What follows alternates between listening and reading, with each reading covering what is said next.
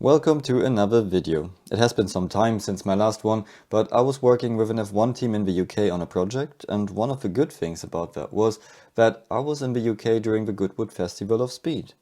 So I went over there and could take a good look at the Red Bull RB17. So this is part 3 of our RB17 video series. If you're interested in the background and early development of the car, check out my other videos. So on first look, it appears to be a refined version of the Aston Martin Valkyrie, which is no surprise because the same people developed the RB17. If you want to know everything about the Valkyrie, check out my video series about this amazing project. So Red Bull now decided to build a car themselves without a partner. To simplify the project, they decided to not make this car road legal.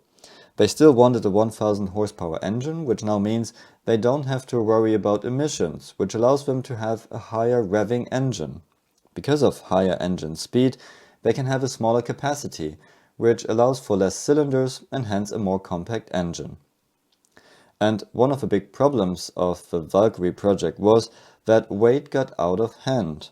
So one of the highest priorities for the RB17 was to keep the weight down. So the RB17 comes with a 4.5 liter V10 with 1000 horsepower and 15,000 RPM. The engine comes from Cosworth again, and they could manage to make it 50 kg lighter compared to the Valkyrie. It then features an electric motor with 200 horsepower, which helps to boost performance but also works as a starter, reverse and generator. So it simplifies the drivetrain as well. But they didn't just take the Valkyrie and upgraded it, they started from scratch. And if you start from scratch on such a project, you start with the passenger seating position. Valkyrie customers complained about the tight cabin, so the RB17 has a bit more space and the driver sits a bit further forward. So the passengers' shoulders don't clash and they can still have a very narrow cockpit. But the result of that is a longer cockpit. They then put the fuel tank, engine and gearbox behind, all in longitudinal directions, so they have more space for the diffuser tunnels. That pretty much defines the rear axle position. And to balance the car, you decide on the front axle position. So with this, you fix the wheelbase of the car. And we have to say, the RB17 is massive. It's a huge car. The car Red Bull presented now in Goodwood is a show car, which represents the technical status of 1 year ago. So the final car will look different in a lot of details, so it doesn't make sense to go too deep into aero details on this one. The glass is tinted, you cannot see the interior, there are no mirrors or cameras, no windscreen wiper, no exhaust. It's just a model to give you a first idea. At the front we can see an F1 style front wing with a center support and a connection to the front wheel covers, which means they will also take the downforce.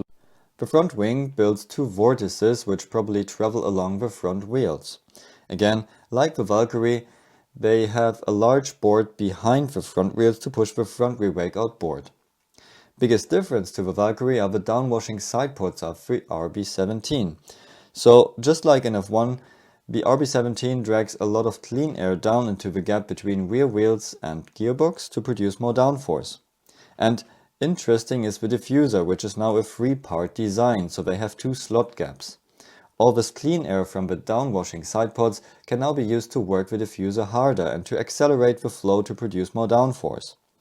The diffuser also expands outside behind the rear wheels, pushing the rear wheel wake outboard.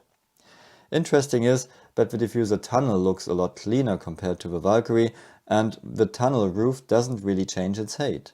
Instead, it's working with lateral expansion, and the advantage is that with lateral expansion the car is less sensitive to ground clearance changes, which is something F1 teams discovered with the new floors in F1 since 2022. Check out my other video for more. So the RB17 project could have been valuable for their F1 development. In terms of cooling, we see a similar roof scoop to the Valkyrie, but it doesn't sit in a sort of naked duct. We can assume some small side pod inlets, but we cannot see any outlets. The rear section could later become a cooling outlet or the location of the exhaust. But an exhaust position further forward could help to blow the rear wing and to produce even more downforce. There's a pushrod suspension on front and rear, and the steering rack position is now a bit further down compared to the Valkyrie. And there are even some tiny storage compartments for helmet, hands device and overall. Sure, what else do you need? The performance is pretty much tire limited as it produces 1.7 tons of downforce at 240 km per hour already. The car has active aero to limit downforce production, and you can see that the custom designed Michelin wheels have a large rubber wall to take all these loads.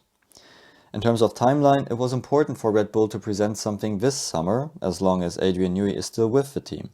Test drives will start in 2025 and delivery should start in 2026.